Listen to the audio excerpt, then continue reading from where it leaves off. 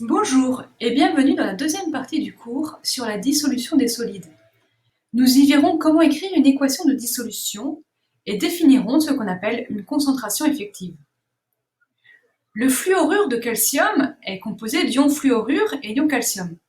Le nom indique les ions présents en commençant par le nom de l'anion, c'est-à-dire l'ion négatif. Il est suivi du nom du cation. Mais attention, dans la formule ionique, le cation précède l'anion. L'ordre est inversé. Alors la formule ionique, nous avons déjà vu qu'elle exprime la proportion des ions les uns par rapport aux autres en mettant des indices à côté de chaque formule des ions. Ici, la charge apportée par un ion calcium est compensée par la charge apportée par deux ions fluorure. La formule est CaF2. Alors pour rappel, on peut déterminer le type d'ion formé par un atome grâce à sa position de la classification périodique. L'ion fluor est dans l'avant-dernière colonne. Il lui manque un électron pour être stable, comme les éléments chimiques présents dans la dernière colonne. Alors, en gagnant un électron, qu'est-ce qui se passe? L'atome de fluor devient stable et il forme donc l'ion F-. Et de même, l'élément calcium, quant à lui, est dans la deuxième colonne. Il a donc tendance à perdre deux électrons pour former l'ion Ca2+, et ainsi, il obtient la structure stable de l'argon. Alors revenons à l'équation de dissolution. Celle-ci est la suivante, CaF2 donne Ca2+, plus F-. Mais attention, il comporte 2 fois plus d'ions fluorure que d'ions calcium, afin d'être électriquement neutre. Donc il apparaît le coefficient 2 dans l'équation. De plus, lors de l'étape de l'hydratation en solution aqueuse, les ions s'entourent de molécules d'eau. Alors pour indiquer que les ions sont hydratés, on ajoute l'indice AQ pour aqueux à leur symbole. Et puis pour le solide, on ajoute l'indice S, donc, qui veut dire bien évidemment solide. Alors, si le solvant était autre que l'eau, ça serait par exemple le cyclohexane ou l'éthanol, etc.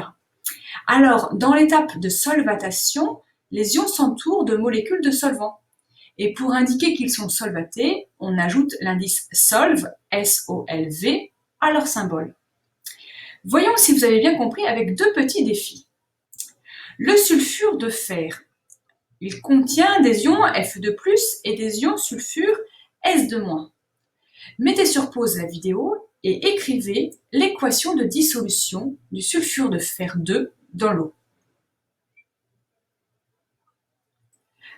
Alors, le cristal est globalement électriquement neutre.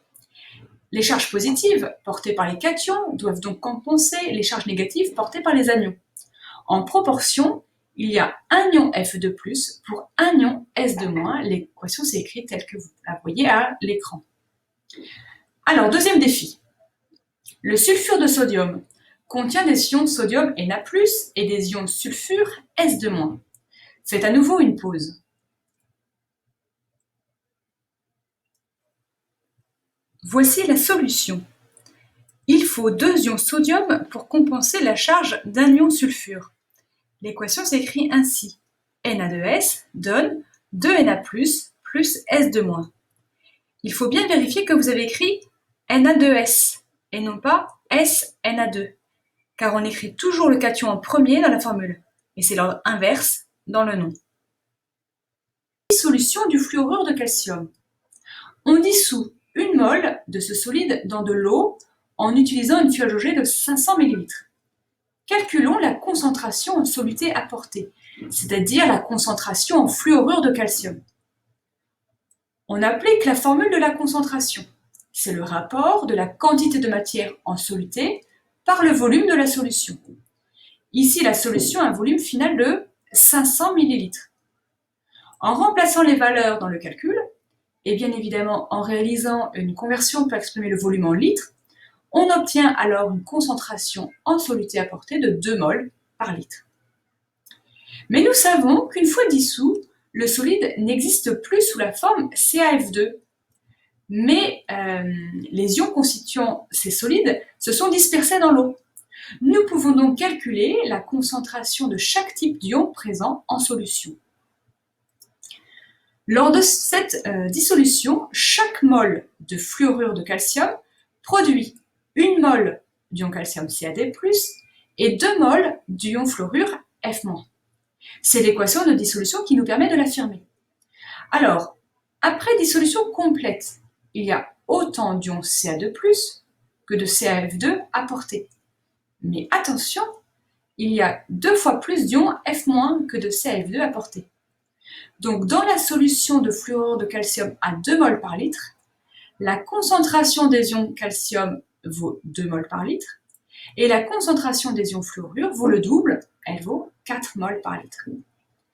Les concentrations en ions sont notées entre crochets, si vous remarquez bien. Cette notation a été choisie pour ne pas les confondre avec la concentration apportée en soluté. Donc il nous faut bien distinguer les deux types de concentration, la concentration molaire apportée et la concentration molaire effective.